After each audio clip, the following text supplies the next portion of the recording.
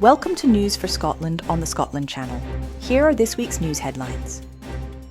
Protesters are set to defy the Labour government's ban on wearing T-shirts supporting Palestine during a demonstration in Edinburgh tomorrow, Saturday.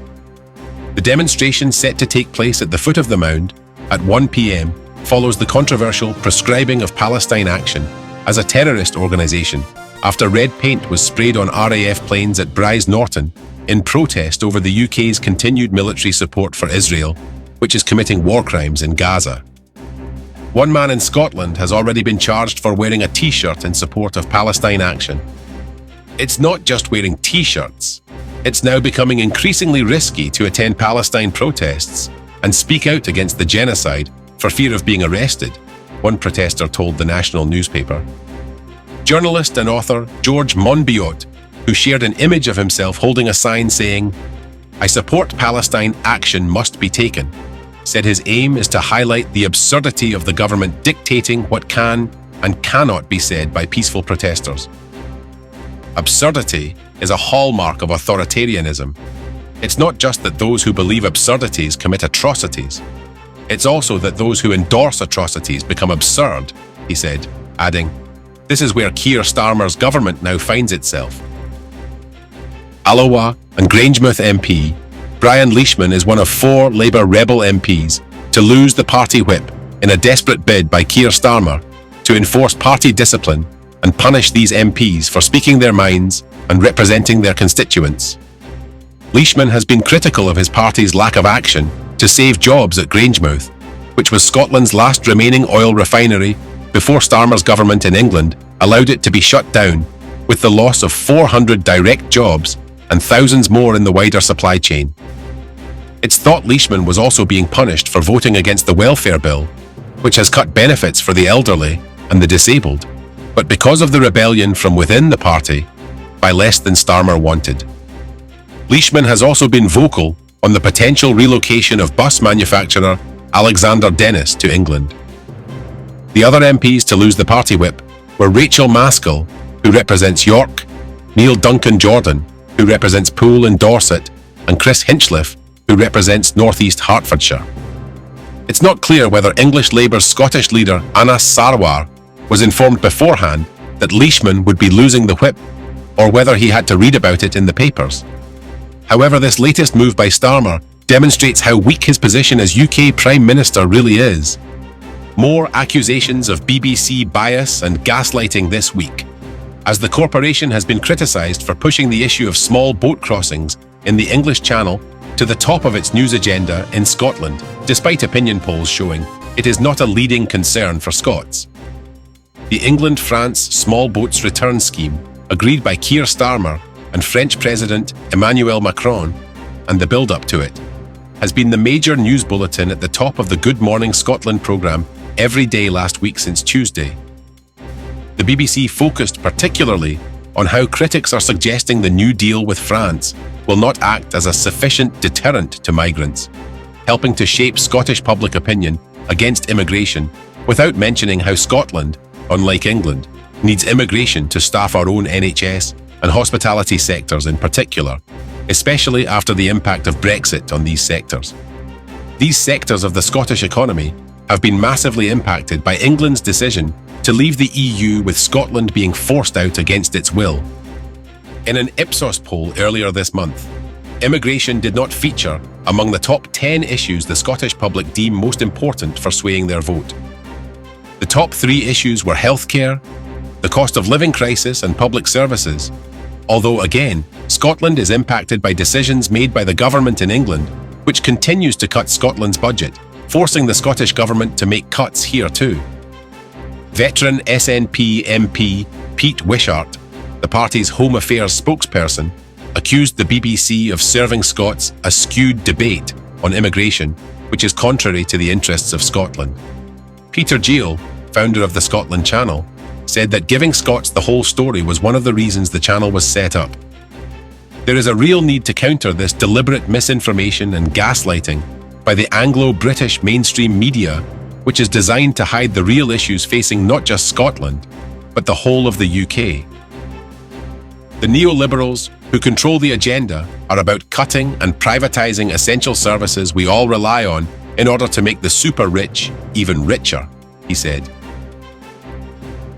A bid from within the SNP to tackle the party's seeming inertia over independence has been launched ahead of the party's October conference. The SNP Socialists group want the party's membership to be involved in developing independent strategy. This follows concerns that the position of party bosses has not been strong enough following the SNP's shock defeat to Labour in the recent Hamilton Larkhall and Stonehouse by-election. Co-convener of the group and Glasgow City Councillor, Graham Campbell, revealed that the SNP Socialists met on July 2nd to approve proposals to work jointly with other progressive party-affiliated organisations and interest groups to help shape the SNP's policy platform and election manifesto at this year's annual conference. He called for the party's National Executive Committee to accelerate forming a strategy to deliver independence, noting that many delegates to the National Council meeting in Perth on June 21st had clearly expressed their views on the issue in an open forum chaired by First Minister John Swinney. "We want them to be heard loud and clear," said Councillor Campbell. "We must inspire hope for independence as the vehicle for radical change," he added. "We are determined to make sure that SNP members are at the centre of party policy-making discussions and decisions before the October conference is held in Aberdeen." SNP Deputy Leader Keith Brown said the SNP would use the period from now until the 2026 election to make the case for Scotland's right to choose its own future, offering a forward-thinking manifesto that reflects the priorities of modern Scotland. "We welcome all ideas to that which would help create a better Scotland," he added. Meanwhile, former Labour leader Jeremy Corbyn said that plans to set up a new party of the left will have a Scottish branch, which will look to build a fully fledged electoral alliance of the Scottish left in time for next year's 2026 Scottish elections. The group, named Collective Scotland, said that the time was right to form a new progressive, left-wing consensus with a stagnant SNP and a Labour Party a hollow shell of its former self, and with the looming threat of Nigel Farage's far-right Reform UK party. "We will seek to present a programme which takes away greed and personal enrichment from Scotland's political structures and gives renewal to our local public services and democracy," said a spokesperson for the group. Scottish ministers are facing pressure to block plans for a golf course on a protected Highland beach after a Scottish government policy change forced a halt to an inquiry into proposals to build an 18-hole course at Coul Links, a dune system near Embo in Sutherland. The plans were called in by SNP ministers last year after Highland Council planners gave the golf course the green light, which sparked anger from major conservation groups including RSPB Scotland, the National Trust for Scotland and the Scottish Wildlife Trust. Coul Links is a triple protected site, forming part of the Lochfleet site of special scientific interest, the Dornoch Firth and Lochfleet Special Protection Area, and the Dornoch Firth and Lochfleet Ramsar site, meaning it is protected under the 1971 International Convention on Wetlands. The Scottish Government last week published an updated policy on Ramsar sites, effective immediately, which steps up protections including by mandating a habitats regulations assessment for any developments affecting Ramsar sites. The Planning and Environmental Appeals Division's final recommendations were due to be delivered to ministers in May. However, submissions for evidence have now been reopened instead to allow for consideration of the policy change. This process will take at least 4 weeks. Labour's UK Energy Minister, Michael Shanks, has admitted Scots would have seen their energy bills cut with zonal pricing, but claimed introducing the scheme wasn't worth the trade-off. He also claimed the uncertainty around zonal pricing, which energy firm Octopus is calling for, would have hit Scotland worse than other parts of the UK. The government in England shelved plans to introduce the scheme into the energy market this week, which would have seen far lower bills for Scots consumers. Despite Scotland producing sufficient energy to power every home and business in Scotland, Scots pay among the highest bills in Europe, and a third of Scots are living in fuel poverty. Octopus Energy has repeatedly said the model, which would have split the UK into price regions based on proximity to energy generation, would have given Scots some of the cheapest energy in Europe because of its abundance of renewables. Shanks admitted there could have been a bill discount for Scots, but said it wasn't worth the trade-off. He claimed that charging Scots consumers less than those in the south of England would have been a huge risk to investment north of the border. This, however, is disputed by Octopus Energy, which cited Sweden as an example of a country which has attracted more than 70 billion euros of investment since making the switch to the zonal model.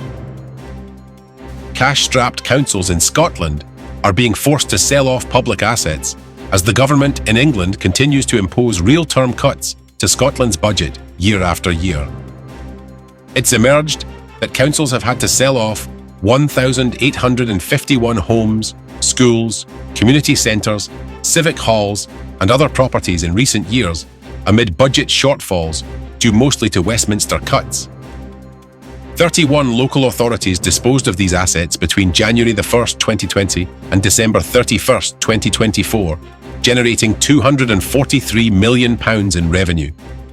Some services, which were run from properties that have been sold, appear to have been axed as the spiral of decline continues across Britain. Ongoing cash constraints mean councils face further stark choices about the future of public assets. Councils are aiming to raise more money by increasing council tax as families across Scotland continue to face a cost of living squeeze. In 2014, Unionists claimed this would not happen if Scotland voted to remain part of the United Kingdom. Communities now face paying more in council tax for less in services.